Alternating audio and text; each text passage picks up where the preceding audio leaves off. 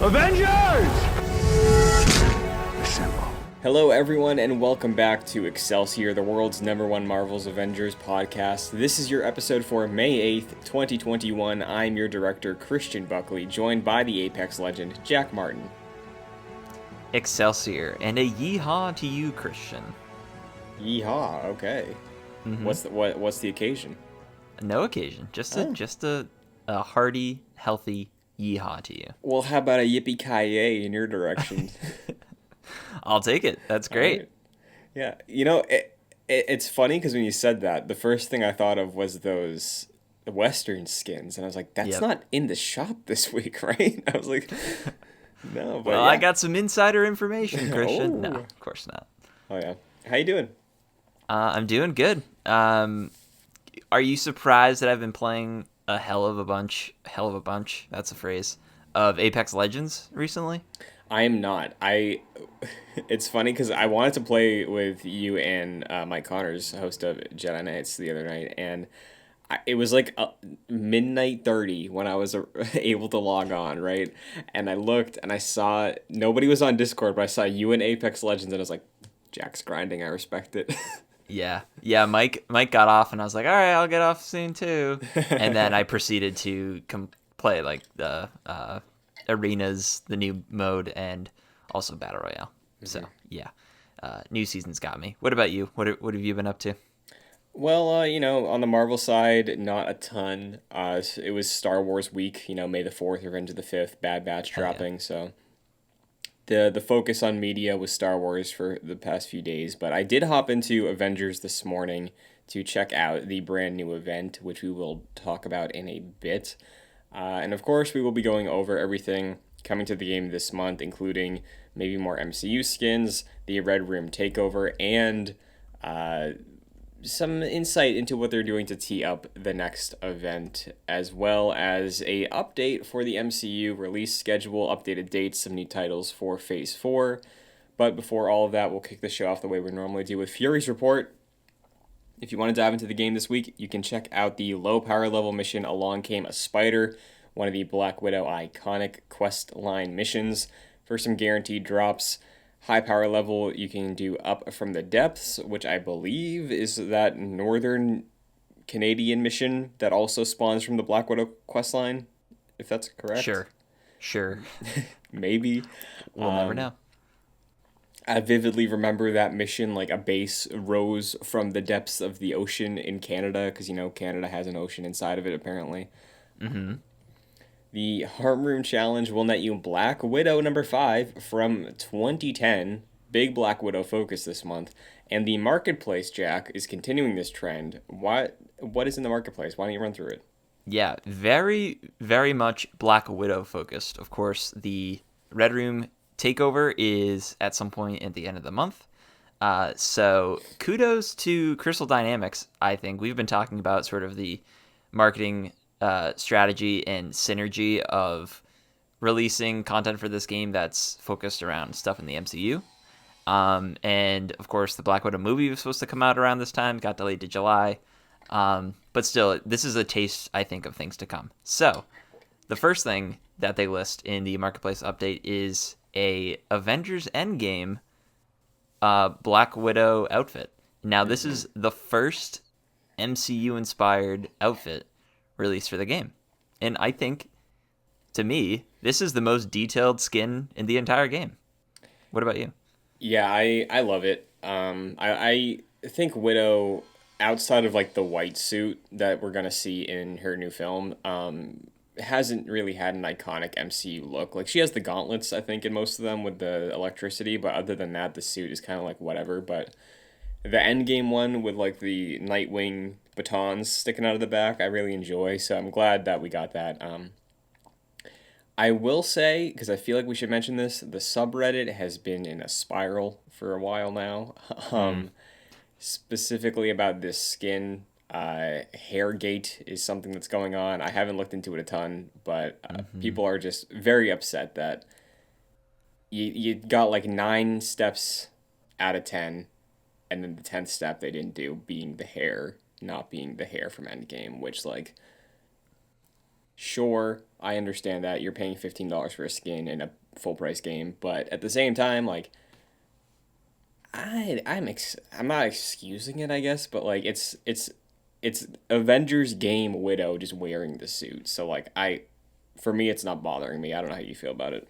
That's a good point because we have talked about this where these are MCU inspired skins and they're not going to look one for one to the outfits that we're actually seeing in the MCU. They're going to look pretty close. And this looks very close. But you're right, the hair is different. Now, as the experienced video game developer that I am, Yes. I'll tell you exactly how this outfit was created. They started at the feet, Christian, right? And they started working their way up. They got to the shoulders, and it was April 30th, and Crystal Dynamics or Square Enix went to Crystal Dynamics on the big telephone that they have in the office, and they were like, "Hey, you need to get this skin out. It's May. It's almost May." And they're like, "Well, we only got to the shoulders." And they're like, "Too bad. Just throw it out there." So they couldn't get to the hair. So that's what happened, unfortunately. Yeah, well, there you go. If that still upsets you, that's on you. I'm sorry. I do sympathize with that though because Yeah. the most iconic look for her in the MCU, I think, is her look in Endgame with the red and blonde hair. The ombre. Yeah, good call. With the ombre hair. And I think that would have been a really cool addition to the skin. And it is sad that it's not here. It's not a deal breaker. I think the skin itself is, like I said earlier, incredibly detailed. If you just open up the preview in the game, I feel like this is more detailed than anything we've seen before. Like from the outfit in general down to like her belt buckle and her belt, and everything has seams everywhere. And I feel like they did a really good job with this skin, maybe Yeah. aside from the hair. But yeah, overall, I think it's a really great skin. Yeah, I agree. I'm tempted to buy it, even though I haven't really played a ton of Widow since like Widow is my main for the beta, and I really love how she plays. And I played her a lot around launch, but really haven't since then. But I do like how it looks, so we'll see what happens. I got some credits banked up. I got probably like 4,000 sitting in some challenge cars that I just got to grind through. So I'm considering it. Do you think you're gonna go in on this or no? I was with you. I'm super tempted, and the thing that they got me on was the huge PNG of Avengers Endgame, like on top of the skin, which just looks very appealing. And I was like, oh man, I'm thinking about it. And she is one of my level 150 characters, so it wouldn't be unreasonable for me to drop some credits on this thing. Um, but I probably won't. I'm definitely a hoarder when it comes to the currency in this Me game, too. so I'm Yeah. trying to save it for when I really want it. But I was definitely tempted because I think this looks pretty great, and I think this is a great first step for the MCU inspired skins going forward. Yeah. Does it give you faith? I mean, I know Iron Man is your main, so are you hopeful about the Mark 85 from Endgame having that translate well? Yeah, I think this skin in particular has shown me that these are the super focus for the skins going forward. Like they want to nail the MCU skins, and I'm sure not all of them will be as great as this. Some will might be better, some will probably be worse. But this skin showed me that Crystal Dynamics is focused on really having a detailed looking skin for that premium price. So yeah, I'm pretty hopeful, and I'm confident that at least in this department of the game that they are very much interested in like nailing it at 100%. And yeah, I'm pretty confident going forward. Yeah. I'm very curious about Thor because Thor is one of my mains, and I we'll get to it later, but I played Thor again today and I missed playing Thor. But I don't really love how Ronan looks in Endgame, so I'm probably not gonna pick that up for Clint. But I'm trying to think of like Thor's outfit from Endgame, right? Like there's the one at the beginning of Endgame, and then there's the fat Thor from the end battle, right, with the dual wielding. I feel like his iconic look for that is like he has a gut and he has the braided beard and very long hair, which again, hairstyles, I don't know how that would shake out, because otherwise, from memory, his endgame suit to me just could look like something that's already in the game right now. I'd have to look at it again, but it's like questionable to me. Yeah, I would say I would have said that about the Widow skin or Widow outfit from Avengers Endgame Mm-hmm. because like what you said, she doesn't really have a distinctive looking outfit really in the comics or the movies as far as I'm aware. But I think what sets this skin apart from the other skins in the game for Widow is that just the level of detail, like what I've been saying. Mm-hmm. It kind of blew me away because it looked distinctive, even though it looked very similar to a lot of the other outfits that's available to her. So I think with the Thor example, I'm looking at the jumping ahead a little bit. I'm looking at the Red Room outfit for Thor right now, Mm-hmm. and it would probably look somewhat similar with the circular emblems on his outfit. I believe that is how his skin looked in or his outfit looked in Endgame. But I would imagine there would be like an intense level of detail that would probably set it apart from the other skins. Sure. You know what, Jack? You gave me hope again. So I'm glad. That's one thing to be hopeful for this game. Yeah. I'm looking at the hot toys right now of Endgame Thor, and the gut is not as pronounced as I remembered it being. So if they translate this, yes, I'll buy it. I would love the braided beard, but we'll see what happens. Yeah, that needs to happen. We It need the really braided does. beard. Like, I think even more than the Widow thing, because the Widow thing is like, oh, it's just hair. Like, this is like Thor never looked like this before, you know. Yeah, I agree. So, but you mentioned the Red Room skins as well. It looks like we have another grouping set of skins this week. Kicking it off, I think they said it's inspired by Black Widow's Moonlight or like Red Moon outfit, Blood Moon maybe. That is the black hair, black suit with red accents. They decided to take that skin that's already in the game, you may already have it, and then create a line of suits for every hero inspired by that. Because if you log in right now, also, the main menu is taken over by the Red Room, which I really like how that looks. I think it's a cool main menu right now.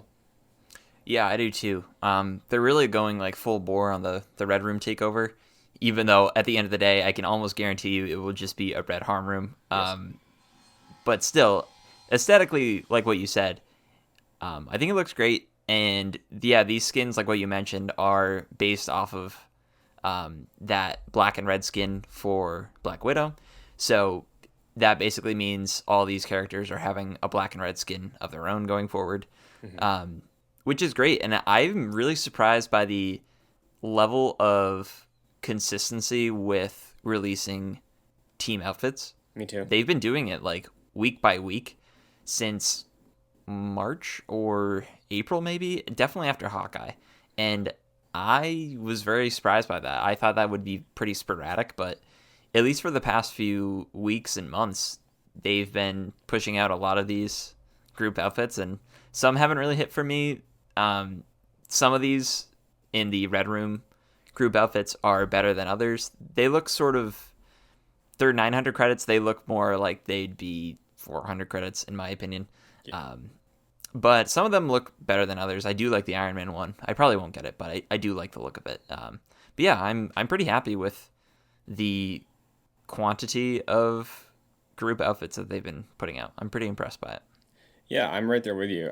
Where again, I don't love every suit from every initiative, but I am glad they're doing this because it makes something consistent. It makes it exciting of like, hey, what could you do next? I think similar to again Avengers Endgame, I think it could be also very cool if we eventually get the time travel suits as like a another wave of MCU skins and do with the team initiative because those are all the same thing, right? And I'm glad there's is that uniformity if they want to monetize the game this way for it to continue to be a thing that gets support and new content down the line. They do have to make money off of it. And on a business side, I think making the team sets is a smart call because at the very least it's a consistent output of something that feels like there's more effort behind it than just a recolor, even if it's funny that like this set is kind of based off of a recolor, but I do think that some of these skins are good. Like the Thor one I like, You know, it's not the best Thor skin I've ever seen. I don't love the helmet, but like the chest piece with like the rivets alongside of it, I think that looks great. Captain America has something interesting going on where like I really want to talk about that one. yeah, he's got like a one of those like beauty frozen gel masks that go over like your forehead and eyes and nose area, and that's it. Like, He looks like, so he's wearing essentially the U.S. agent outfit from the end of Falcon and the Winter Soldier. mm-hmm, That's like the closest comparison. mm-hmm, And you're right, he has like this black face paint over from like his nose up, and he looks like Rambo. Like he looks like he's straight up going to creep out of the shadows and murder someone. mm-hmm. It's very disconcerting. Not a fan of that one. Yeah, but you know the other ones, I think they're good. I think it's a consistent set. Hawkeye's I liked as well. It's the like the face mask one of Hawkeye with the sunglass or the goggles, and it's red and black. I do wish, and I've seen this in the subreddit, which I agree with this one. For the recolors of Hawkeye, I do think it'd be nice if the arrow fletchings were like Yeah. the color of what they were going for. Maybe that was the intent at first. I could have sworn I saw different colored arrows at one point, but I think there might have been an issue, and they were just like, "Screw it, we're not gonna do that." For now, at least. So maybe in the future, I'd love to see that updated. But overall, I'm happy they're continuing the momentum of this. Yeah, me too. I'm with you in the fact that I'm not going to buy all of these or any of these. It will be a case by case basis. I don't think I've really gotten a skin in quite some time. Yeah. But I am glad that they are pushing forward with this, even though, yes, this is the, hey, we're releasing these for, this is a way for them to make money, obviously. And there's something to say about this being a full price game and then also having a bunch of microtransactions associated with it after the fact. But their skins and their cosmetics, and I don't really have that big of a problem with big games having purchasables after the fact if they're cosmetic. I think that's fine. And I think they've shown, especially with the MCU inspired skins, that they are looking to add some more detail oriented skins to the game. And it's good. I'm glad that this is a focus of theirs. I agree. And one other one I wanted to shout out because I thought this made me laugh because a couple weeks ago when we were talking about the ideas for potential team sets, it's summertime. We talked about like a swimsuit line or something. There is a Kamala Beach Day outfit, which maybe is hinting at a summer themed line of suits for the heroes eventually. Yeah, I'm excited at the prospect.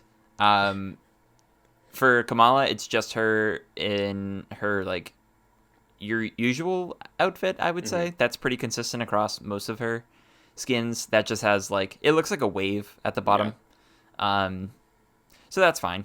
I hope they get a little bit more racy with Captain America, perhaps. Yeah, they got a shirtless one already, so.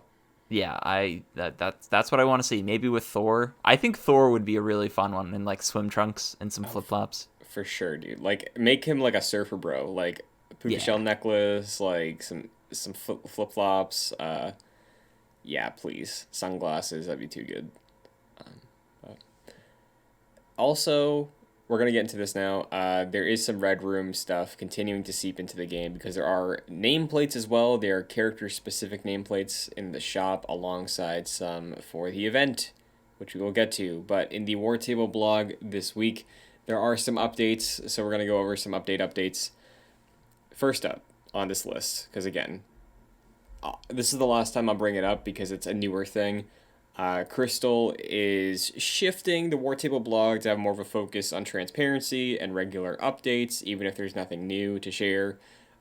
This week, they highlighted 3 specific things. First up, they said development on the Cosmic Cube event is on track. They are currently implementing a boss fight and objectives unlike anything in the game so far. Now, we have maybe like probably less than 12 seconds of footage for this Cosmic Cube event that is going to be hitting in the Summer and Beyond section of the roadmap. Where are you expecting that to land for you in terms of your excitement, Jack? Because they're talking about it differently from an Omega level threat. It seems like maybe a culmination for the Monica thing with the Future Imperfect stuff. Like, what's up with you? Yeah, I'm sort of confused by what this is going to look like because the Tachyon Anomaly event has sort of tempered my expectations, and anything that's not an expansion, I was expecting just to be, or a character upgrade or addition, I was expecting to be like a Tachyon Anomaly like event, where it's just like, hey, do these challenges that are centered around this particular theme that we're going for and get some more rewards. But like what you said, it does seem story based with Monica, and the fact that they're saying there are objectives unlike anything that currently exists in the game seems like we're that to me that strikes me as new missions, and compared to the Tachyon Anomaly, that is uh, significantly more content than we got with that event. So um, it seems like it's not as much content as maybe a new character drop, but more than a Tachyon Anomaly. Yeah, That's sort of where I'm at. I think it's gonna be maybe a slightly expanded version of a villain sector, and I believe they've teed it up that way of like, hey, it's a confrontation boss fight with Monica, and this will bring with it a Monica villain sector.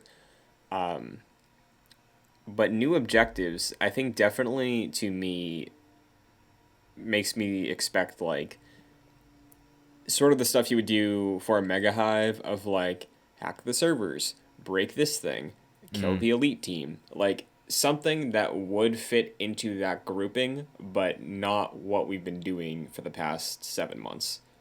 So I don't know what that looks like. Maybe a survival room of like, hey, survive until this timer's done. If you go down, you gotta wipe.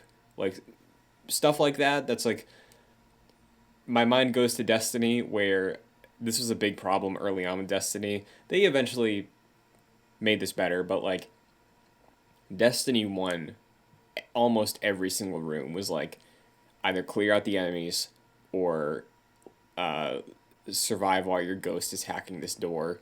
So, like, in a similar way, I think Avengers has that issue where since launch, the main objectives are stand in this area to hack this terminal, take out the elite team. Like what I said, anything from a Mega Hive floor. I'm hoping them saying objectives, unlike anything in the game so far, means a new wave of stuff like that. Yeah, I think that's a really good call, and it's probably more accurate of what it actually will probably end up being. DLC for games tends to add newer spins on what you've already been doing or new additions completely. Like the one that comes to mind, which isn't the best example, it's not a one for one, but in the Left Behind DLC for The Last of Us, they implemented the gameplay mechanic of humans and infected fighting each other in the same area, which wasn't present in the main game for The Last of Us. So games just like with new edition tends to add new gameplay elements to sort of spice it up. Trying to think of Arkham City doing that with the Harley Quinn DLC. I can't think of anything in particular, but along those lines. So yeah, I think you're totally right. I think it will probably be like what you said, getting from A to B, but doing that in a new way. Yeah, which honestly, I'd kind of be happy with because I've come to the point where when I play this game, it's not muscle memory, but it's like going through the motions, and I'm okay with that because I still have fun doing it because I just think it's fun to blow up the robots. But yeah, having a new way to go about that, I think would be welcome close to a year in, you know. So, Yeah, I agree. and hopefully these new initiatives would maybe bleed into the rotation of the Mega Hive or something, you know. But Hmm. speaking of Yeah. the Mega Hive, they said their other current focus at the moment is finishing multiplayer Mega Hives and the first of the Omega level threats.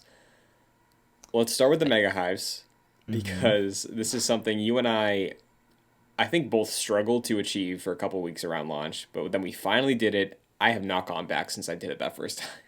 No, they're totally not worth the effort. It takes hours to do. It took me like 3 hours, I think, to Yeah, do. man, it took me a long time. And you get a random assortment of exotics now. It's great that it's exotics. I don't think it was at first. Maybe Yeah, it it was. was not guaranteed at first. Yeah, that's not good. But yeah, going through like a 3 hour gauntlet and being kind of stressed the whole time because you want to get the exotic for the character you're playing as currently, Yes. and if you die, you have to restart with a different character or keep going with a different character. So it's kind of stressful. At the very end, you really don't get what you might not get what you want, and it's oftentimes more disappointing than the effort necessary. I gotta be honest, if multiplayer Mega Hives did not make it into this game, I would be totally fine with that. I don't think, unless they were like, hey, you can like choose your rewards for some reason, um, I don't think you and I would be incentivized to go through a 3 hour gauntlet together just Mhm. to get a certain thing. I I would not be upset if this didn't make it into the game. Clearly, that is a focus that they're going for, and I know some people want this. It's not something I really want. I don't really find that much fun out of doing the mega hives, but some people do. So I'm glad they're at least talking about it. What about you? Yeah, mega hives are something where I like them on paper. Like I like the idea of having this gauntlet that is very difficult and it rewards you with an exotic. But I think the issue is that again, it's more of a systems level thing, like on a ground level of I think gear is not rewarding enough to warrant this, where like I would love to really care about the build of my Thor, but I know I can just melt people with my lightning and I'll be happy. My hammer, my gauntlet, my tunic really are inconsequential. I know at a certain point in the game, I was chasing ones that just buff specific stats, but I was not chasing specific gear because I could not tell you any of the exotic gear sets in this game. Yeah, So there's that level that makes me uninterested in playing the Mega Hive, but introducing Mega Hive multiplayer, I think would honestly give me a reason to play multiplayer more because the concept of a multiplayer Mega Hive, I think, again, not being able to see it right now, is just you're making this impossible thing better to experience because you're relying on your team, which is what the Avengers are supposed to do. So, like, I would much rather run a Mega Hive with you than do it solo, even if I wasn't super invested in what my reward was. Because if you team up for this very challenging gauntlet, you imagine it would be more manageable, and you could plan it better, and everybody could have their role, similar to something like a raid, which again is a ways out, it seems like. But I think multiplayer Mega Hives at the end of the day, we'll see how it ends up, but it's something that would incentivize me to want to play multiplayer more often. sure. I definitely see your point where it would take the stress off a little bit Yeah. because it wouldn't just be you have that one life and if you lose it you have to continue on with a different character. I would imagine you get revives a certain amount probably. Yeah, maybe like two or something. Yeah, but like I guess it would be better for me personally playing with someone else to get through this. I don't think I would because it's a lot. It's a lot of time. Like 3 hours Yeah. for a random reward is very time consuming and not worth it. Yeah. And But like I'm sure there are people out there, groups of 2 or 3 or 4 that have been wanting to go through a gauntlet together. And on paper, like what you said, it does sound really interesting to go through all of these floors together as a team. So yeah, I'm sure there are a lot of people who are looking forward to this. I'm just not necessarily one of them. yeah, and the last thing I'll say, you would hope and imagine that splitting up they'd probably have to scale it for different levels of players and like different numbers of players, I mean, but you would hope it wouldn't take the 3 hours fully if you're Yeah, playing with other people, right? Because like if I'm running a Mega Hive solo and my like little stupid whatever Hulk that can't do a thing is just running around like an idiot versus you with your Iron Man melting people with your laser, me with my Thor melting people with thunder. Like that would, you would assume, make things go by quicker. So we'll see. Again, they could scale it to just make it the same experience of time and difficulty, but we'll see. Totally. The other thing here, though, which I think is probably something you're more interested in, is the first of the Omega level threats. Now, I have a fun little game. Which one is it? Is it the super adaptoid fight that That was would be supposed to silly be at this okay? point. That would Is be it so silly. is it the cloning lab? Which one is it? Dude, if they came out and just dropped the super adaptoid, which by the way is just a villain. That Yeah. is just a villain. I don't buy the Omega level threat of that. It's just a villain. Um, if they drop that before the cloning lab, I would laugh because who is really looking forward to that right now? I don't think there's a significant portion of the very small dialed in audience that is really waiting for the super adaptoid fight, which is just a villain sector. Like that is not the Omega level threat that the cloning lab probably is. Or if it is, then the cloning lab is just a villain sector, and I have no clue what the Omega level threats are. Yeah, because like the Omega level threat, I think it's such a weird banner because like at first we were like, is that the raid? And it's like, no, it's very clearly not. Then it's like, okay, so is the cloning lab like the multiplayer equivalent of the single player Mega Hive? TBD. And then they introduced the Super Adaptoid fight, which at launch in the story, it is a villain sector. And I believe the original intent was to launch a villain sector into the rotation of the Super Adaptoid, and then an Omega level threat version of the Super Adaptoid fight. So then you have to ask yourself, okay, so is Omega level threat just like power level 160? Like it is, you got to be max level 150. It's 10 higher than normal, and it's just really difficult. It's really skill based at that point, and what your build is like. Is that what Omega level threats are? Because that sounds like content I really want, right? For my 150 characters of challenges that are so far above them that I have to work with a team for, and I have to be like smart about how I play it.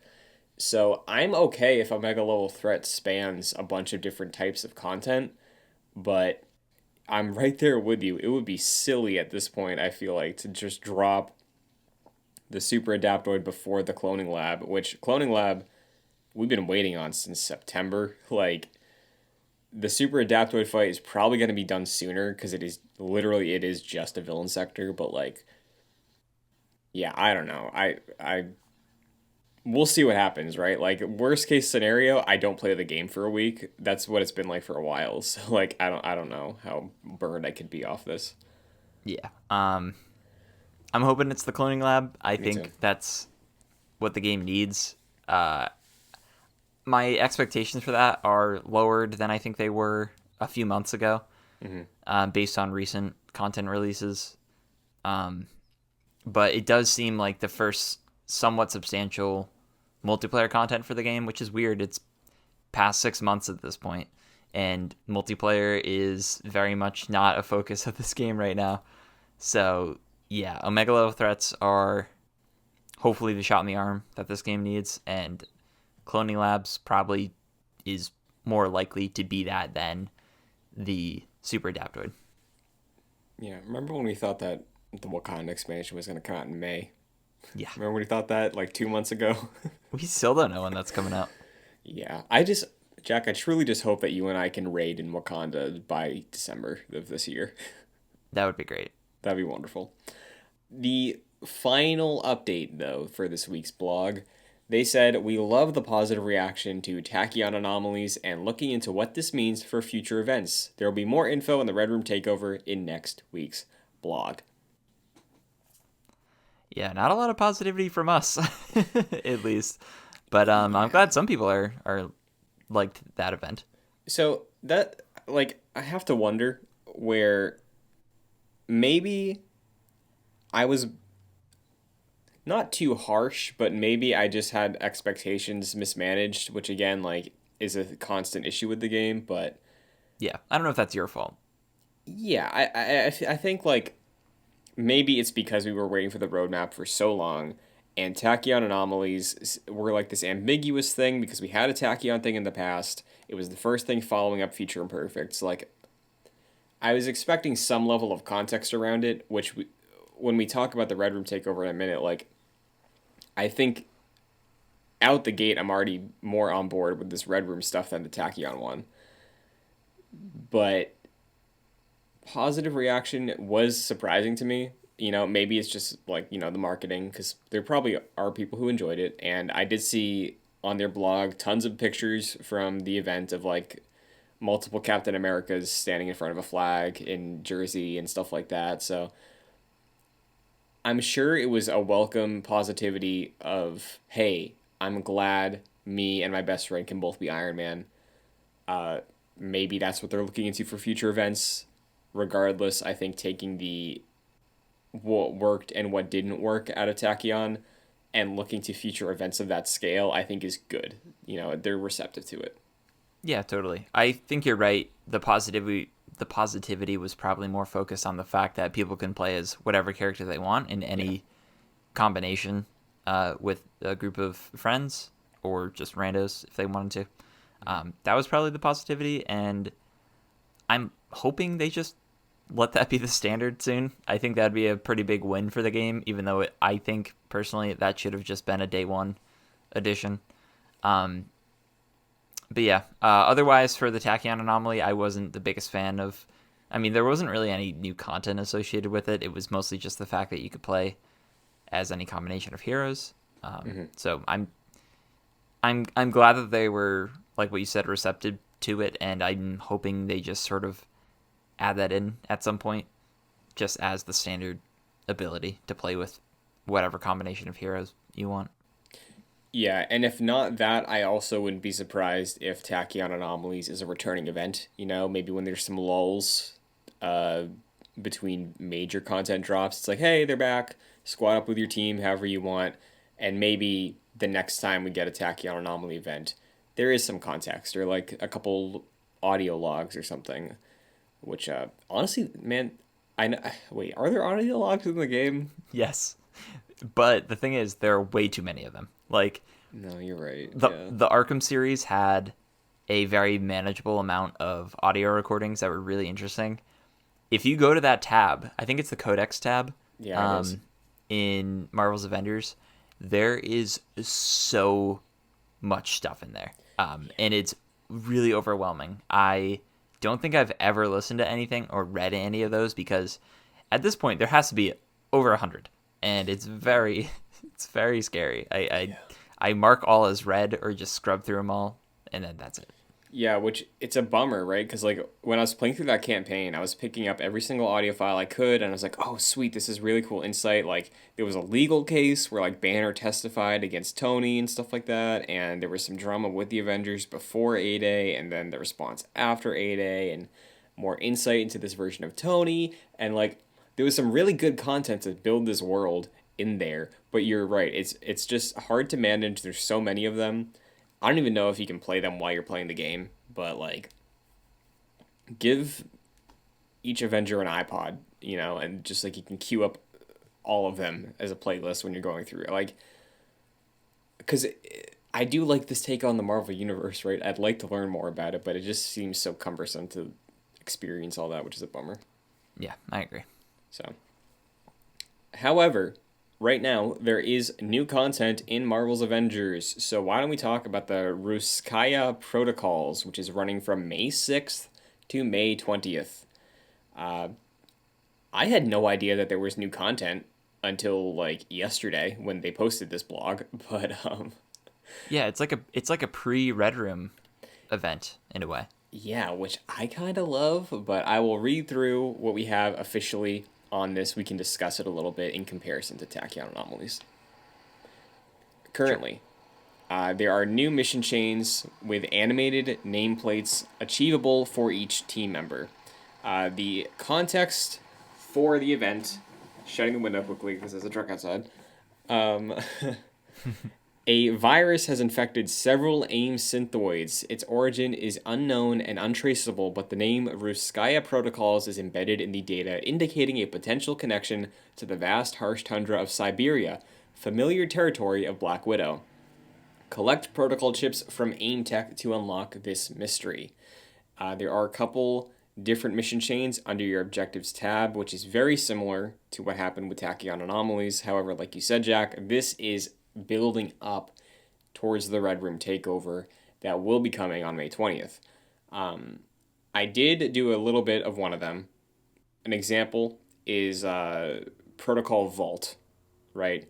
Now, in Protocol Vault, there are multiple different objectives to do. You have to complete a vault as any hero 3 times, collect Rooskaya Protocol chips from fallen AIM Tech with Black Widow in the team, either playable in the strike team as another player or just there as an AI. That you have to do 300 chips, but I believe those carry over to every single challenge in this list. For this one specifically, defeat enemies with Thor's Warrior Fury, defeat enemies with Thor's God Blast, defeat enemies with Thor's Bifrost, and you're rewarded with upgrade modules and an animated team nameplate. Now, this one is Protocol Vaults. There's one of I think Protocol Sectors, uh, a couple others like that, and they're each associated with a specific Avenger and getting challenges done with their heroics. So, personally, compared to Tachyon, I think this is a way better setup for running challenges in an event of this scale. How do you feel about this? Because I think they are similar. Yeah, so I actually think they're very similar, but these are more single player focused. So you and I wouldn't have to squad up to do the Tachyon stuff, or do these challenges like we would have for the Tachyon stuff. And you just read off the Thor challenges, so that would be the challenges for Thor. And then for me, I would probably focus on the Iron Man stuff and get the animated nameplate there. So it is largely the same, where it's not new missions per se, it's more challenges. And then once you complete enough challenges in this mission chain, you get, like what you said, the nameplate and the upgrade modules. So for this being a prelude to the Red Room takeover, I think it's cool because it wasn't really marketed as an event. And to have these sort of interludes before the meat of the event, I think is nice. It's nothing substantial, obviously. It's pretty similar to Tachyon Anomalies challenges, but it's cool, and it's nice to have like a whole month of an event, pretty much, because this leads right into the Red Room takeover at the end of May, and it's from the once you boot up the game, it's just all red at this point, and it's cool. It's a nice like aesthetic change for the game, and it adds it just adds new aesthetics and challenges to the game, I suppose, and it's nothing huge, but it's a nice little addition, I think. Yeah, I think what you're going with here, like, I'm with you where it feels like there's momentum at this point. Like, I think what our biggest issue with Tachyon Anomalies was we were expecting a thing out of it, right? And even if the Red Room takeover really is, like we're saying, is just a red harm room, I think building to that with like a couple weeks of challenges to make you play the game, the theming of everything, like there is the red menu screen, which is very superficial, but I think it sets the tone. There's the Red Room inspired outfits for everybody. There's the Black Widow endgame suit. And the way they're talking about the Red Room takeover, it's specifically going to be detailed more next week, but what they have in the blog this week says Red Room takeover will begin on May 20th with players attempting to survive Yelena Belova's Harm Room Challenge. Now, Yelena is Florence Pugh's character in Black Widow. And I forget if I read this somewhere or if this was a leak, but I think they're gonna have like some dialogue for the Red Room takeover from her, like probably over a loudspeaker as you're playing it or something, but a survival Red Room challenge sounds really cool. And even if it is just a one and done, or if you can repeat it a couple times, but maybe there's only value to playing it one time, I think it makes it feel like a bigger deal if, like you said, all of May is dedicated towards building to that because you're in the game. I think you have a reason to play it right now. It is very similar to the framing of playing the game the way that Tachyon Anomalies did it, but it feels more cohesive this time. It feels like we're building to something, even if that thing is just, like I said, a simple harm room. It's fun, right? Like if Tachyon Anomalies ended with a big mission, even if it was like a 5-10 minute mission, I think there would have been more buzz around that of like, oh, I want to be there for it. I want to like experience this new way to do challenges and then finish it all off with this fun little thing. Yeah, I'm starting to think of these like their so-called events as what Apex does with their limited time modes, where they'll bring in a new way that changes a battle royale in a not insignificant way, but nothing too crazy. And they have challenges associated with that limited time event for a few weeks. And you pop in, you do your dailies for that event challenge, and you can unlock skins and trackers and stuff like that. So it's nothing too big, but it is something to get you back into the excuse me, something to get you back into the game. And it does seem like that is the approach that Crystal Dynamics is taking with these events, where they're not big content updates, but they are just something to get you sort of playing the game, and there's new aesthetics associated with them. So I think my expectations are more managed now, and I'm going into this with those in mind. And yeah, it does seem like a cool thing to get you back in. Yeah, and again, at the end of the day, it is just superficial, but I think the way this is packaged is much more appealing, and maybe it's also paired with my expectations post Tachyon Anomalies, but like whatever happens with the Red Room thing, I'm gonna have fun with it, And if I like popping into Avengers already here or there, but doing it now of like, oh, I have a reason to play a store, and I can get a cool nameplate out of it, and there's no stipulation of needing to line up with another player, which I understand for the time. I think they probably wanted to incentivize multiplayer because they wanted to test the multiple heroes route. It just wasn't something I wanted to do, but I would like a reason to play the game multiplayer, just not something that's like, oh, challenges, where I like doing challenges already for the challenge card, the dailies. Now just having more single player stuff to do that is themed with everything, building hype towards the Black Widow movie, building hype towards this event that is taking up May, and then the theming.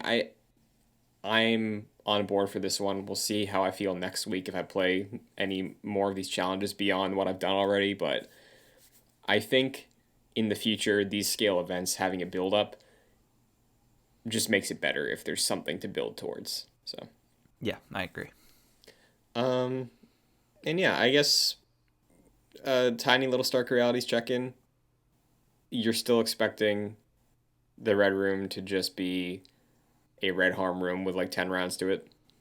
Yes, I think that's probably what it will be, which is fine. Knowing that in expectations of what that will be, having that in check, I can only be surprised going forward. Sure. So that's a good thing. I this reminded me of like with them saying attempt to survive Yelena Belova's harm room challenge. I was like, oh, this is like when I popped in the game once and it was like, take a look at Jimmy Woo's new experimental harm room. So that's sort of what that's sort of what I jumped to. But if it is just the red harm room I don't think we're gonna get new enemy types. It's going to be the aim robots for whatever reason contextually. And if we get that and maybe voiceover like what you said, or like little cards that you read or whatever, I think that's what I'm expecting. I think that's fine. Obviously it's not big content stuff, and we weren't expecting that. But it'll be a fun thing to jump into for a bit. Jump around as Black Widow, which is cool. I like having like a character focused event, so that's nice. And I like playing as her. So yeah, it's a small thing that I'm looking forward to. Yeah, I'm right there with you. I think it's the best way to look at it, So just hope one day we get that Asgard themed event, follow up on that fake Thor, Yeah. Because I did play this morning as Thor, like I said, and I don't know why I left him behind. Every time I play the game coming up, I think I'm going to just play as Thor because I'm trying to convince another one of my friends to get in, right? He's going through the MCU. He's a big fan of Hawkeye. Now, I think if I have to sacrifice my position as Hawkeye and then just go back to Thor, I'll be A-okay with it as long as more people are playing the game. Sure. So. But that is everything in the news for Marvel's Avengers this week. So, meanwhile, Jack, you want to run through the small stories first and then go through this big sizzle reel? Yes, that's a good call. Okay. That's a good call. So, firstly, Loki has a new date. Marvel Studios put out a little 45-second teaser with Tom Hiddleston talking up, being real cocky, loving Loki, saying that Wednesdays is the new Fridays because Loki is now releasing on June 9th, not June 11th. This is probably because The Bad Batch is coming out on Fridays for the foreseeable future, probably till August. Yes. I didn't know that The Bad Batch, until recently, I didn't know that The Bad Batch had 16 episodes in its season. I thought it was going to be similar to the Clone Wars series finale, which I think was around, well, I guess that was around 12. So never mind. I was expecting around 8 to 10. Me too. But 16 is that's a pretty normal cartoon season length. And for Disney Plus, at least, they haven't released big seasons like that. Yeah. As far as I'm aware. So yeah, I think you're totally right. They don't want the sort of conflict on Disney Plus of every Friday having two big shows going back to back against each other. I don't know which one would be the more popular show because Loki is he's a popular character for sure. But he's not like a big Captain America like Falcon and the Winter Soldier. I'm sure will have done more impressively than Loki will do, I imagine. But also The Bad Batch is a Star Wars content, but that's a pretty new team, and not many eyes would be on that as much as The Mandalorian, for example.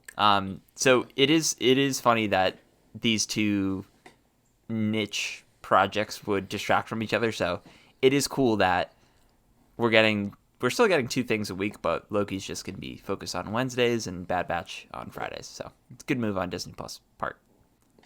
I agree. I kind of hate the idea of waking up on a Wednesday morning and watching an hour of a Marvel show, though. Honestly. Yeah. Hate lowercase h. I'll still do it, and I'm probably going to love that show because I love Tom Hiddleston, right? But it just brings back what we were talking about last week of, just once maybe try doing a show, at night. Because if you're doing it on Wednesdays now, why not do it at 7 p.m., Yeah, I love the Friday wake up watch Disney Plus content. That's great. And I did that this morning for Bad Batch. We're recording on a Friday. Mm-hmm. And that was great. But there's something so great about sinking your teeth into a longer TV show on a Friday.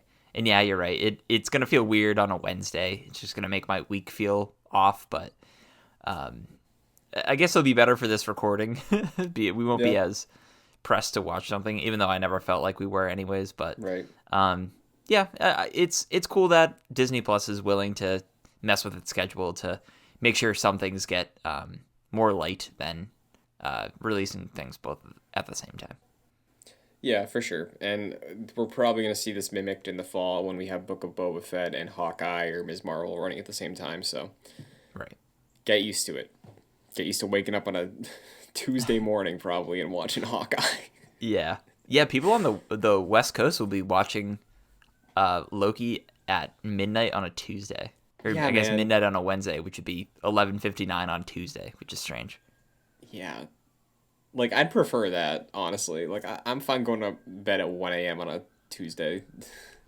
Yeah, I would totally be with those people just staying up at night. Hmm. I did that for the Clone Wars, like first episode of the very end arc of the season finale. Hmm. Um, and I stayed up till 3 in the morning because I was like, oh, we're getting the good stuff. But Hmm. yeah, that's not an every week situation. Yeah, because see, I thought about doing that with, like, WandaVision's final episode or the final episode of Falcon or even Mandalorian, right? But, like, then I thought about it for a second. I was like, I get very excited about finales if they're good. And if I start a finale for a show I really love at 3 a.m. and it ends at 4, I'm not sleeping because I'm just going to be thinking about it Yeah, for you're not like going to bed. hours. Yeah. So it's still a tricky thing, but we're working around it. Um, Speaking of working around some issues, Andrew Garfield's in the news for Marvel because NDAs exist, and people gotta lie. Did you see Yeah, this stuff? yeah, I did. I think it's funny. People have been asking him, obviously, hey, you're gonna be in the next Spider-Man. Everyone knows that you are, and he's like, nah, that's not happening. That's not happening. But maybe, Yeah. but no, that's not happening. My favorite way he phrased it was like, "No, I'm really not." This is paraphrasing. He's like, "No, I'm really not," and it sucks. I don't want people to get hurt of their expectations and stuff like that. I'm not, but you never know. Yeah, I think he said I didn't get the phone call. Yeah, That was his phrasing. But I'm sure he got an email. yeah. That's how he got out of that one. Hmm. Like, I would be surprised if all of the like leaks and reports and stuff of this essentially being a Spider-Verse movie did not come true. Like, it's almost a certainty at this point. It's just like something we all admit that it's happening, and we just haven't gotten the official confirmation yet. Yeah. We were both a bit, when the Doc Ock news and the Jamie Foxx news came out. Like those are the two people, Alfred Molina and Jamie Foxx. We were both a little hesitant on this idea, despite being excited for it, right? How you doing with Spider-Man 3 right now? So yeah, at first, you and I didn't really like the idea for Tom Holland's Spider-Man to have the Spider-Verse. It feels sort of shoehorned, and it felt like Sony was more in charge of it than Marvel Studios was. In a way, I still feel that way, but it's funny you asked that because this morning I watched an interview of Tobey Maguire talking about Spider-Man 4. He did an interview with someone, and he was just talking about like what they were planning on doing and his relationship with Sam Raimi. And I was thinking, like, if this dude, as like a 40-plus-year-old man, came back as Spider-Man and gave Tom Holland some advice in some way, I would probably cry Mm-hmm. because it would be fan service, of course, and it would probably be fairly cheap. But I'm sure the MCU would do it in a great way to make it worth it.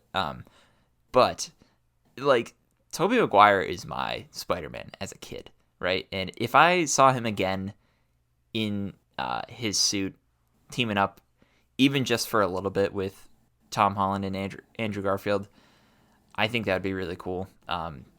I don't necessarily need that. I don't need that for Tom Holland's character, but if they make it work, then I'm on board. What about you? Yeah, I like obviously I'm right. Like I grew up with Tobey Maguire. Also, like Spider-Man 1 was my first movie I ever owned. It was my VHS tape. Right, I love Spider-Man 1. I have more nostalgia and maybe love for 1 than 2, even though 2 is way better. But like, yeah, I really like Tom Holland as Spider-Man. I like all three of them. Andrew Garfield, I think, is my favorite Spider-Man. Spider-Man, like in suit Spider-Man. Yeah. So the idea of seeing him again as Spider-Man, the idea of seeing Toby again as Spider-Man is obviously exciting, but I'm with you where like maybe not for the end of the Tom Holland trilogy. I'm still a little hesitant on like especially there's that idea of like, hey, yeah, Tom Holland's been mentored a lot, right? Which I think is a fair criticism to have. I don't mind it, but I always viewed before all this news, I viewed Spider-Man 3 as a launch pad for him accepting that he has to be his own person, and then the next trilogy is him living with those struggles of kind of what Toby went through in his trilogy, or Spider-Man the PS4 game of like debt and rent and college stuff and identity problems. Like I don't know if, you know, basically another mentorship for two versions of himself, seeing what could go wrong, what could go right, is the springboard I expected. Doesn't mean it's going to be bad, but I do hope that we do move beyond and let him characterize himself more, you know?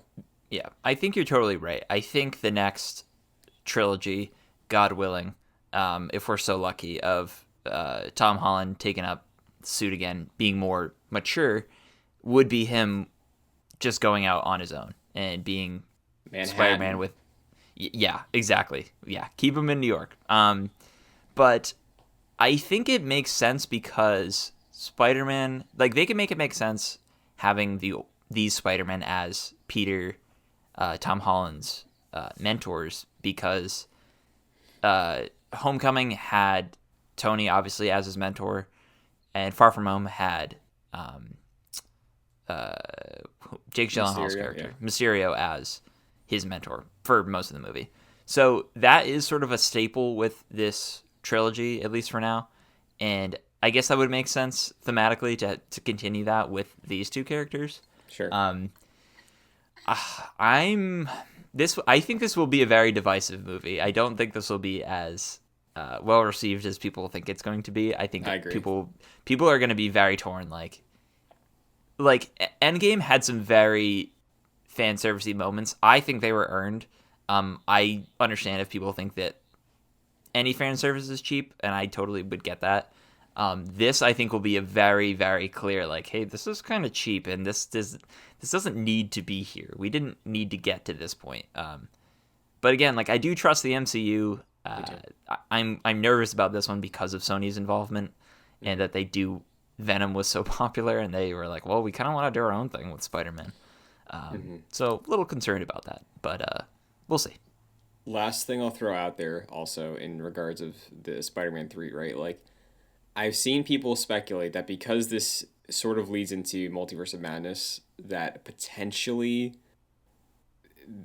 and you and I talked about Toby and Andrew only being in it for a little bit, that maybe this movie triggers an event film that would be Spider-Verse. So like Sure. at the very end, everything comes together, and then the post-credit scene is Doctor Strange, the three of them, which leads to Spider-Verse in 2 years or something. Like if it goes that route, I'd be more okay with it, but I do think yeah, there's some hesitation here for sure. Sure. And I do like the idea of both of these characters or both of the actors really not having the send off that they deserved, I think, Yeah. as Spider-Man.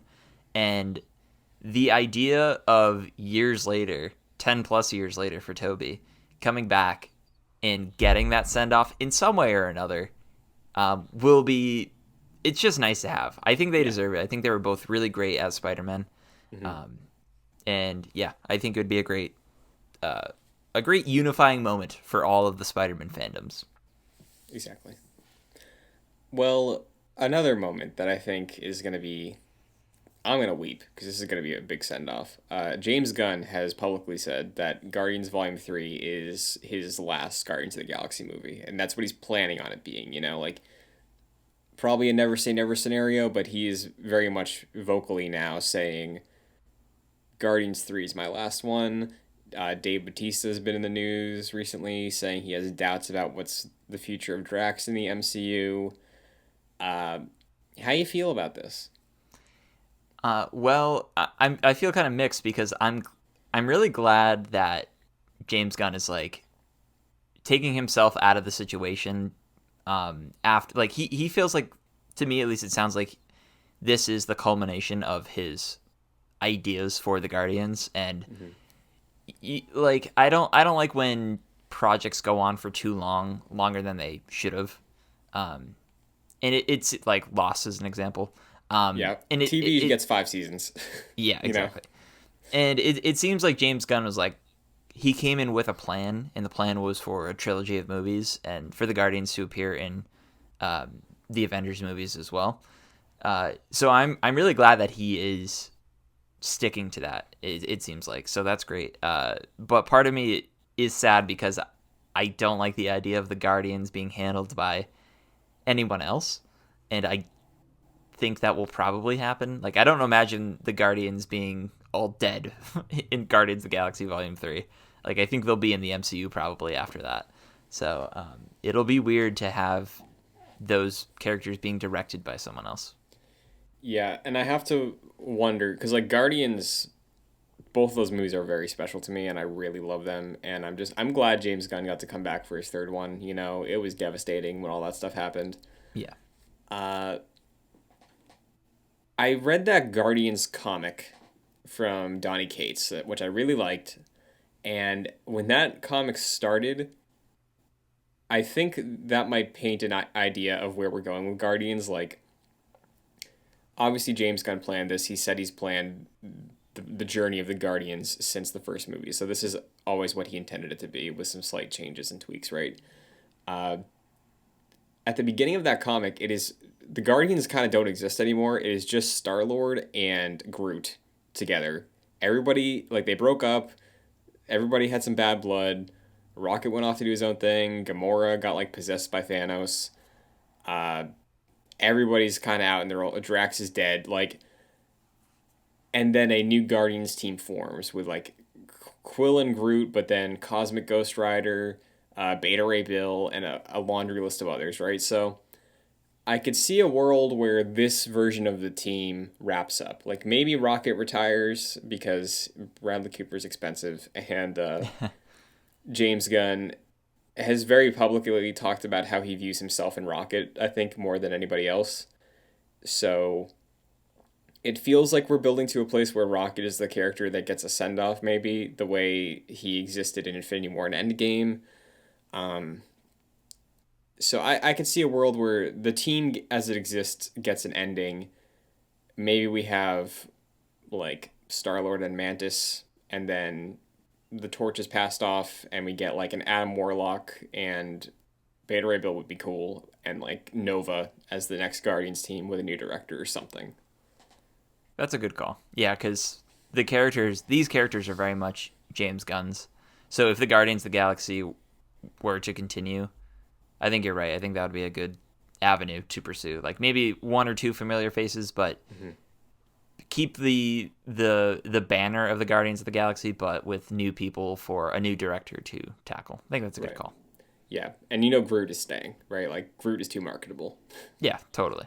So, we'll see what that has in store for us on May 5th, 2023, because we have a bunch of new dates for the MCU, including Guardians 3, finally, because Marvel surprised us Monday morning this past week with a brand new sizzle reel.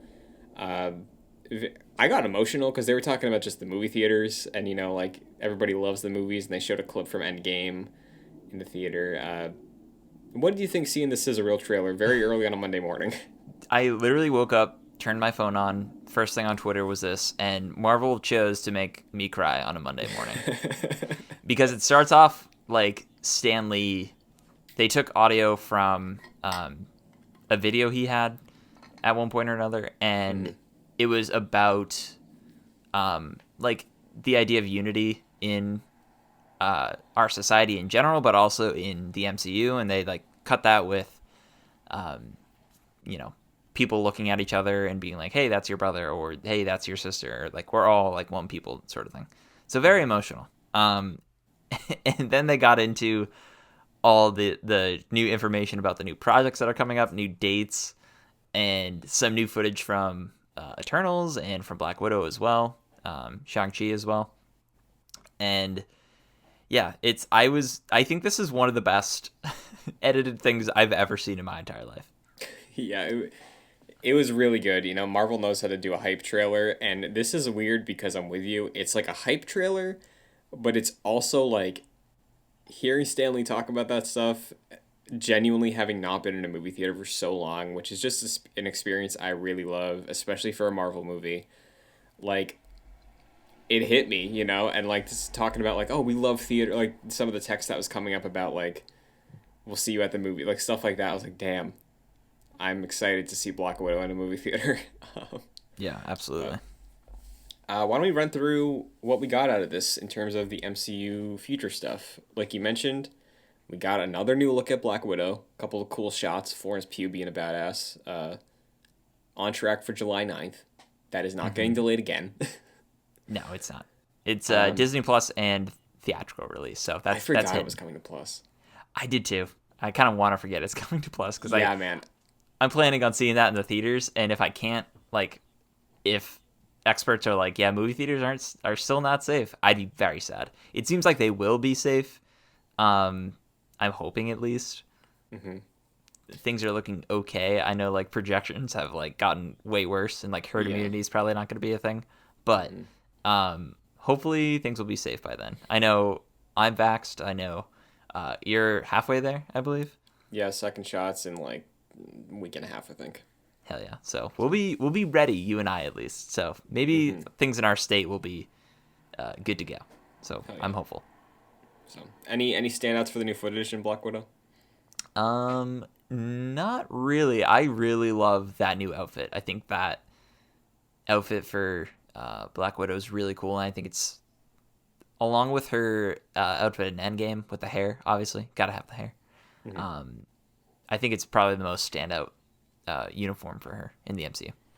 But other than that, I don't know. I'm excited though. It's gonna be it's gonna be a normie Marvel project, and I'm excited for that.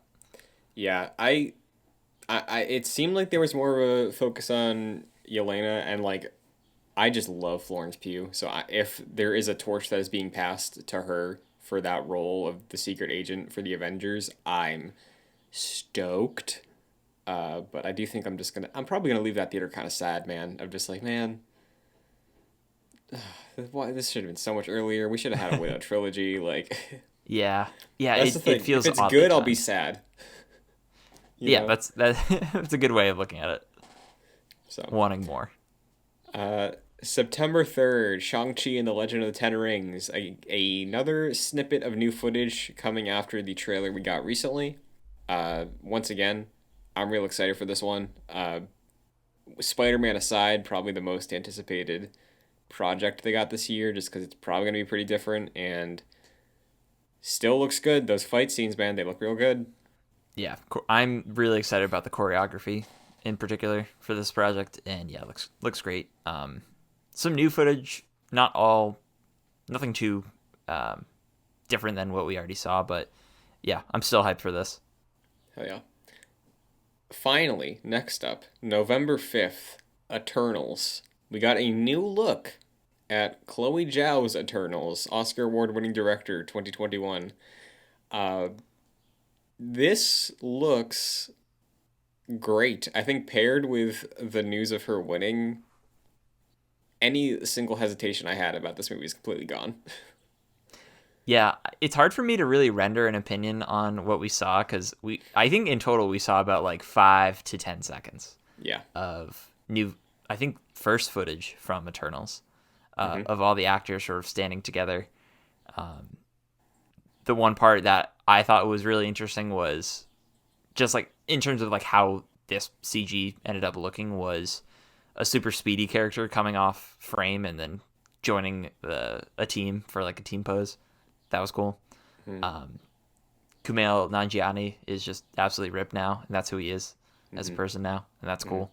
But yeah, other than that, like I'm more excited that Chloe Zhao is like she won the Academy Award for Best Director, I believe this year, and that has me more excited than what I saw because she's clearly a very capable director, and the fact that caliber of a director is working on an MCU movie for an relatively unknown group of heroes has me really excited. And I feel like the potential of this movie with that fact is pretty outstanding at this point, and I'm much more excited for that now than I was months ago. Yeah, I will also clarify. When I said looks great, I meant visually. Yeah.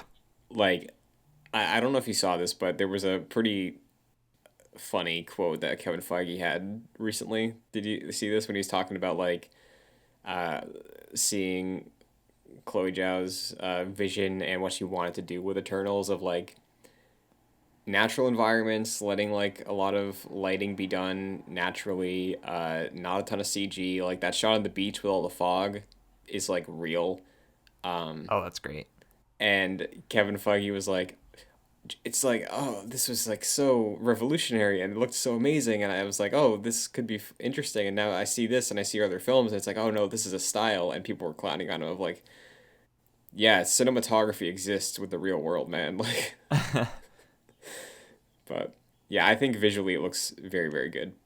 Yeah, totally. So, December 17th, Spider Man No Way Home. I felt like a fool because I fully expected to see footage. Yeah, because we got Black Widow footage with a date, Shang-Chi footage with a date, Eternals footage with a date, Spider-Man date, and that was it. And Yeah. it's funny that was the next one up because that is definitely the one that I think the majority of people are very excited for because it's so soon and obviously it's Spider-Man. And it was a little bit of a tease. We're going to get new footage, I think, probably in the summer. Or any footage in the summer. But yeah, it it was like a very sly tease, I think. Yeah, because I think there was also one more of those text blurbs that said like worth the wait, and then it immediately showed it. So like, are they teasing that's gonna be worth the wait because we get to see Tobey Maguire again? Oh yeah, we're definitely seeing Tobey in that first trailer, no question. Yeah, that has to be like the final thing of the trailer, right? Yeah, Like, he's gonna say pizza time. Yeah. Talk about cheap fan service that's going to be in the movie. Someone's gonna say pizza time. That's the new shawarma scene. It's the three of them just hanging out on a rooftop eating pizza. That's fine. You know what? Yeah. I'll take that. Yeah. Next up, though, March 25th, 2022, Doctor Strange Multiverse of Madness. I don't know if this date was official, but March 25th now will be in theaters for Multiverse. Very cool. March in the MCU. Like, I guess there is precedent for that. There was Captain Marvel was like in the February to April range, I believe, and so was Black Panther. It seems like a very strange time to go to the movie theater and watch an MCU movie, but yeah, it's you always expect like sunshine and like hot weather. It's summertime blockbuster, but yeah, they're really spacing these out throughout the entire year because they got a lot of stuff. Absolutely. May 6th of 2022, Thor Love and Thunder. So, very exciting. May movie. Speaking of like sunshine and good vibes, there you go. Absolutely.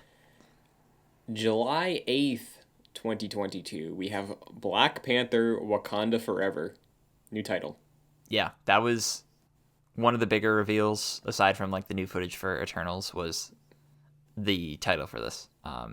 It's a great title. And it's weird to like talk about this movie, obviously, because we just don't know what it will actually end up being. It's hard to speculate. But I'm interested in how they're approaching this. From the title, it seems like it is more focused on legacy than most things, and I'm excited to see how they approach that. Yeah, and genuinely, maybe it's because 2020 just didn't happen, but I'm surprised it's this soon, honestly. Right? Yeah. Yeah, it's 2023 or 2022. Yeah. That is pretty soon. I would have expected 2023. That is quite soon. I mean, they're still in the writing phase, I would have to imagine. So I guess they can still scrap some things and rework some things, but yeah, honestly, I would have expected because when you set up a character like you for the MCU, I imagine they set up characters for big threads, and like I would imagine they would have had to revise a lot of things for the character of Black Panther and for Wakanda in general, I would imagine. So yeah, I agree. It's very, very surprising that this is coming out next year. Yeah, I think it's gonna be a wonderful experience, but I did not expect it to be that soon because like there's still so much wonder of like what's gonna happen, and Kevin Feige, I think the only confirmation is that they're not recasting T'Challa, so Yeah. like no idea how they're gonna handle it. I do not envy Ryan Coogler, but yeah, the title, I think you nailed it. It's definitely focused on legacy. I bet by the end there is a passing of the torch, and they're probably just trying to make that feel meaningful and earned right now. But Yeah. It's looking going to forward be a to it. very emotional movie. Oh yeah, because Not prepared. you know they're gonna use the Chadwick Boseman MCU intro again Oh for yeah. that movie. And, Anytime they do that, always makes me weep. mm-hmm. Like with Stan Lee, with Chadwick. Did they add the Chadwick Boseman intro? They added that to Black Panther on Disney Plus. Yeah, I think so. Yeah. Was that the first example of that?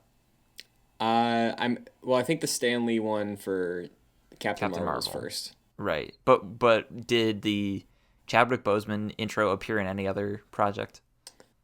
I don't recall because he passed away last year, right? Yeah, it was in September. Yeah, so I think it was just that, and I know they ran like a special on ABC or something about Right. um, the shooting of Black Panther and stuff like that. But yeah, and quick aside, we do know that Ryan Coogler is also working on a Wakanda series for Disney Plus. I imagine maybe something that happens here will springboard into that down the line, Sure. but and then maybe we get a proper Black Panther 2, but we'll see. It seems like that project, the Wakanda TV show, is kind of similar, like maybe how the Falcon and the Winter Soldier going forward Hmm. might support the mainline Captain America movies in a way. Like you have a TV show that isn't like less than, but is more takes time to focus on characters that we Yeah. wouldn't get in the big movies, and then we have the bigger movies that is just like, hey, this is Captain America. This is Sam Wilson's Captain America now. Yeah. I I think that's a great point because I have seen since the sizzle reel came out a lot of conversation of like, okay, well we know they're not recasting.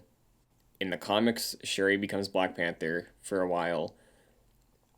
Currently, Shuri in the MCU, her character feels not prepared for that. So I wonder if this truly is just a legacy focused thing, maybe more of a dramatic action thing, and then the show takes up that opportunity to develop whoever's inheriting the mantle, just so like it feels like we build to that more and then we get a movie follow up that is the Black Panther returning or something. Yeah, totally. I think that's a good expectation maybe because I think it worked great for Falcon and Winter Soldier to position the next Cap for a new movie. So replicate it for sure. Yeah, I agree. After that, the final movie of 2022, that we know of, November 11th, The Marvels. Now, Jack, what is The Marvels? Hell yeah, this is so this is the sequel to Captain Marvel, but Mm-hmm. it is not just Captain Marvel. It is Monica Rambeau's Spectrum, I believe she will be called, or Photon. We'll see. Mm-hmm. And Ms. Marvel all together in one movie. Yeah, I'm super stoked for that. When I saw the title and like realized what it was, I was like, oh, that's a great title. Yeah, I was kind of confused, and it wasn't until after that I realized what it was. And I've mentioned like having issues with Carol Danvers as a character. I don't think the Captain Marvel movie really sold me on her character or Avengers Endgame. But I think the idea of having her in a team up movie with other characters in like that will share a rapport, I imagine, will allow her character to sort of deepen and sort of flesh out her character. So that has me really excited because I love Monica Rambeau and I want to see her interact with Carol Danvers, and I love Ms. Marvel from the Marvel's Avengers, and seeing her have her own show this year and then interact with Carol Danvers in this movie has me super excited. And yeah, it seems like this is like almost a new team in a way. Yeah, that could be very cool if it is a recurring team, right? Like, I definitely think Captain Marvel wasn't perfect. I think like most of the MCU, like it's not a bad movie. I think it's still a good movie to watch. It has really Yeah. great moments, but I do think to no fault of Brie Larson's performance, I do think just the choice to have this brand new character who's very important have amnesia for like 3/4 of the movie was not great for developing her, but seeing her play with an ensemble, I think is going to be great. And I do like Captain Marvel, and I'm looking forward to Captain or the Marvels. But I have seen a narrative begun to be spun already. I'm sure you've seen this as well. Tell me. That I don't know if I have. uh, it is not called Captain Marvel 2 because Captain Marvel was a failure. It was horrible. It offended the white male nerds of all these things. It's like the Captain Marvel 2 would not do well because it disrespected me and my culture. Like Captain Marvel made over $1 billion, didn't it? it did. So yeah. Yeah.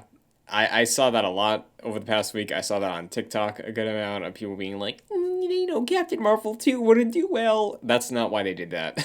That's hilarious. Captain Marvel 2 would make more money than the already very successful Captain Marvel. So Mhm. I don't know. People are dumb, Christian. People are dumb. They are. Slight aside, but related to this, I don't know if you saw this, but Iman Vellani, who is playing Ms. Marvel for the Ms. Marvel show and the Marvels, Hmm. her suit has leaked. Yeah, it looks good. I agree. It's just it seems like the homemade variety, Hmm. maybe. And it looks very similar to like some of her outfits in Marvel's Avengers. But yeah, looks cool. I'm excited for that project. I know this sizzle reel was focused on the theater experience and all the films that the MCU has to offer, but Ms. Marvel is definitely one I'm keeping my eye out for. And yeah, her outfit looks good in that movie, I think. Yeah, I'm looking forward to that. We don't have a date on that. We know it's like no, probably November-ish, October to December this year. Yeah, Um, I'm really excited again getting more younger teens in the MCU because I would love to see her interact with Peter Parker once totally. in a while. Kate Bishop at some point too, Oh yeah. and just speaking of Brie Larson, and because Kamala Khan is just so inspired by Captain Marvel and Carol Danvers, like I think it'd be great if we end the show with a cameo from Brie Larson just to like set up the Marvels and just like have that moment that we all thought was going to happen in Marvel's Avengers, right? Of like Carol shows up and like gives her the name and is like, "Oh, you deserve it" and stuff like that. But Yeah, I could see it. yeah, reaching into 2023. Two projects confirmed. First, February 17th, once again filling in that early year slot that you mentioned. Ant-Man and the Wasp: Quantumania. Hell yeah. Very excited for this one. I love Ant-Man and the Wasp. Title, I could take or leave. It's really silly. But oh, you know what? Something I noticed. I was rewatching um Ant-Man and the Wasp recently, Mm-hmm. and Ant-Man has a line in that movie where he says, "Wow, you guys just put quantum in front of everything, huh?" And I feel like that's how they named this movie. So funny. Yeah, dude, I love the title. I think it's ridiculous. It's maybe one of my favorite titles we've gotten recently. It's very Ant-Man. It's on brand. It is, and I love that about it.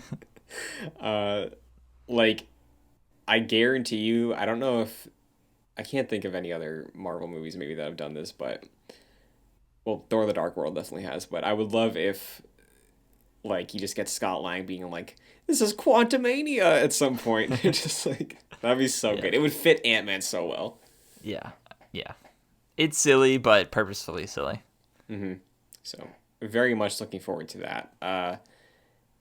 Same year, May 5th. We said this earlier. Guardians of the Galaxy Volume 3, a day where I will be weeping. I guarantee you. Yep. Dude, 2023 is so far away. That's a made up year. Is it though? It's 2 years away, dude. It feels so far away. You know Like, what happened 2 years ago this week? Or what's around this time? Endgame? Endgame. Yeah, and I also graduated from college. Yuck. Yeah. Yeah, so like in the grand scheme of Marvel things, that's not. I mean, well, that is far away for the MCU. In the grand scheme Yeah. of life, that's not far away. Yes. But it feels so far away. It feels so far No. away. We still got a Yeah, whole you're nother right. year to get there. And like God knows how many Disney Plus series as well. So like we got a ways to go in the MC before Guardians, and I think this will be the longest gap for sequels in the MCU so far. Oh yeah, 'cause 2017 to 2023. Yeah, Yeah, I it's can't six can't years think of for a sequel. I can't think of anything else that had that big a gap. I mean, like Doctor Strange is going to be close to 6 years, but probably a couple less months because that was 2016 to 2022. Mm, But yeah, that's wild.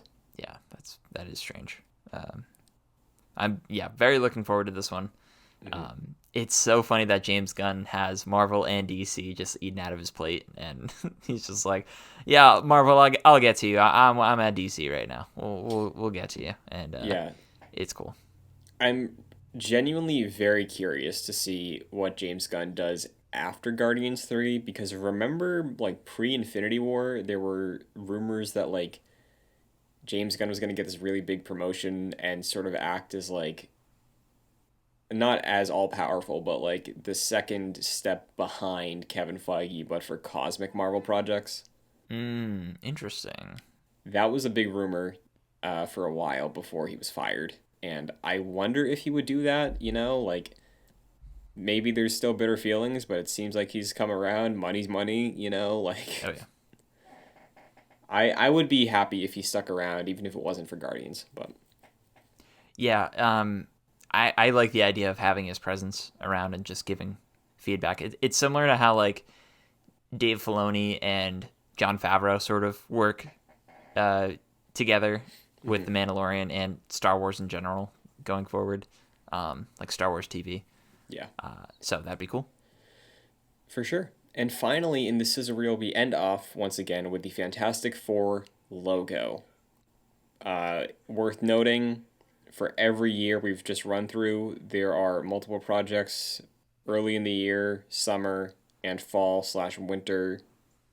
For 2023, we have earlier in the year, summer, no late summer, no fall, no winter project, but we do end with Fantastic Four. So maybe 2023. I think it has to be. Like, I'd be surprised if this is 2024. That seems super far away. And Mm-hmm. um, it seems like that would be the end of Phase 4. Like, this would Yeah. be the new Avengers 1. Like, if Phase 4 is like the restart phase, then Fantastic Four would be Avengers in 2012, right? Mm-hmm. So I feel like that would have to be 2023. 2024 just seems like an unnecessary amount of time to make an MCU movie. Yeah, especially when there's been Blade. So, Sure. which was notably absent from here. We do know though Kevin Feige said Blade is the first Phase 5 project. Whoa, I didn't Um, know that. That's good to know. yeah, which I wonder, Jack, go with me here. What if Fantastic Four is like August, let's say, of 23? Yeah. Maybe July, okay? Because July is a better. July 4th, Fantastic Four, there you go, writes itself. Yeah, totally. What if Phase 5 starts in 2023 with Blade releasing in October? That's such a quick turnaround, huh? Well, Like, I think I heard, like, I read something recently where I guess Blade was supposed to start shooting this year, but it got pushed to early 22. man, they're really churning these things out, huh? I was Yeah. thinking, I was like, are they gonna like almost double the total amount of no, that's not possible. Double the total amount of MCU projects by the end of like phase 4. Cause like they have so many shows and movies coming out. We just like listed off a litany of just the movies. And there's a Hmm. ton of like She-Hulk, Ms. Marvel, Hawkeye, Loki. Like there's so many uh, Disney Plus projects that are coming out. Wakanda. It's wild. Yeah, and, like, there's so many more we don't know about, too. Like, there's a lot of time and a lot of projects to be covering. So I'm excited. I'm still waiting. I think we talked about this somewhat recently too. Like, I just want to see Kevin Feige on a stage again announcing a slate. Because Yeah. I know we're not through phase four yet, but it feels like it's been so long since we've had just an announcement about a bunch of projects, you know? Yeah, when do you think that would be for Phase 5? Because next year is the closest possible Comic-Con could be next summer. That will Yeah. probably happen. Um, I don't think we'd get a Phase 5 announcement then, though, right? Like, wouldn't that be too Yeah. soon? I think so, unless there's like just an update on stuff like Secret Invasion and some of the shows, but like if we want proper phase five, we look at this lineup, right? Guardians 3 is the last dated project. That's May 5th, 23. Yeah. Let's say Fantastic Four is the final phase four movie, and that's July of 23 for funsies. Uh, Comic Con would be happening between Guardians 3 and Fantastic Four, I believe, for that year. So maybe 2023 is the Phase 5 announcement slate, but That sounds right. yeah, it's so far away. When was the Serpent Society? Not just kidding. It's called Civil War. When was that? Ooh, I want to say it was after Winter Soldier came out, so between 2014 2015, I think. Okay. So, Man, that's smack dab in the middle of a phase. yeah, because Or Phase 4 well, was announced in 2019.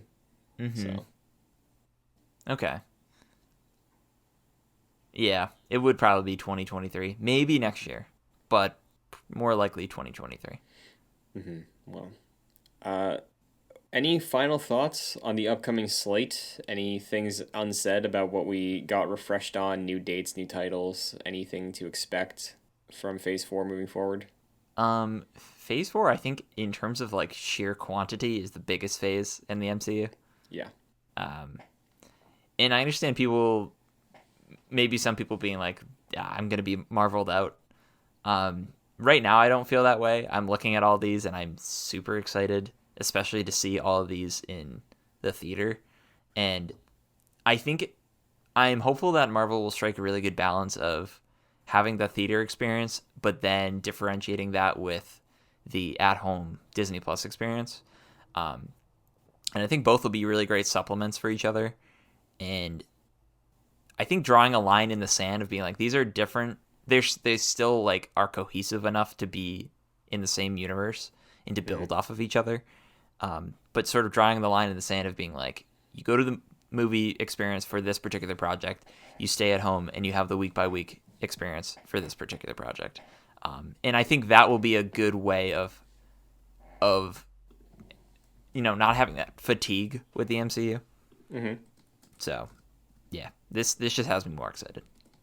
Yeah, I'm with you. And I think, like, I do see that idea a lot of, like, people being like, oh, I thought it was done after Endgame. And I did see some people see this hype thread of a trailer and then sort of have a bit of a turnaround, right? And I think it's like what we talked about last week, too. People have been saying the Marvel bubble is going to burst for, like, or just the superhero bubble period is going to burst for, like, since Amazing Spider-Man 1 came out, right? You know? Yeah. I feel like if it's would have happened, it would have happened at this point, and specifically with all these projects, like look at the variety in terms of genre and like what you're gonna expect out of this, right? Like the Marvels versus Thor: Love and Thunder versus Doctor Strange 2, like those tonally are gonna be completely different from each other. So I think that does help it a lot too. Yeah, absolutely. But Yeah, they got me again. And they always will. So I'm just excited. yeah, so that is the updated Phase 4 thing. Right now, for fun, I'm just listing the shows I know that we're getting because I wanted to see like if seeing all of them together is going to make me feel tired. So far, it's not. But uh, anything you want to shout out, Jack, as we sign off this week? Where can people find you? Sure, you can follow me on social media at Fascinated Jack. Christian, Kevin, and our friend Omar have a podcast called The Long Play Club. And we just finished Act 4 which is the penultimate act of Metal Gear Solid 4. And we are working on Act 5 right now. So if you want to talk about that game, we've had some very divisive conversations, very split. Some people love it, some people hate it. I think it's one of the more interesting conversations we've had about the series, because not all of us skew in one particular viewpoint of the game. And yeah, I just think it's a really interesting conversation. So if you want to check that out, if you like that game, if you hate that game, come check out and see what we have to say about it. What about you, Christian? Sure, you can find me on Twitter, Twitch, and TikTok, probably talking or streaming about Marvel, at Chun2D2. So we'll see here, youtube.com/joyclicks for the video version of Excelsior in its playlist under our playlist section next to all of our other podcasts, like the Long Play Club, Gamescast, Jedi Knights, and I'll shout this out as well. Coming up soon, we are doing our second induction into the Joyclicks Hall of Game, where we present cases for games we believe should be Hall of Fame material. You know, we got 2 in there right now. Next ceremony will be at beginning, middle of June. So the first one is available on the channel in a playlist there if you'd like to see what got in the first time, see our arguments, and get ready for the second one coming up. Will a Marvel game be brought? I don't know, but I really love that Spider-Man. We'll see what happens. Mm-hmm. If you want the audio version of the show, though, you can check it out on Apple Podcasts, Spotify, your service of choice. If you can rate or review the show on that given platform, it would be greatly appreciated if you did, because it helps us out a ton. 5 stars is just a quick tap if you enjoy the show, and it helps us reach more people and celebrate Marvel and Marvel's Avengers when they do some good stuff. If you want to get involved further, though, patreon.com/joyclicks at the $1 and $5 tiers. The $5 tier will get you producer credit on this podcast and every podcast, like Chris Sakis and Aaron Easton. So thank you very much, and that does it for Marvel's Avengers. We'll see if I live up to my expectations and I play more of the game in this challenge mode by next week's episode. But until then, Excelsior.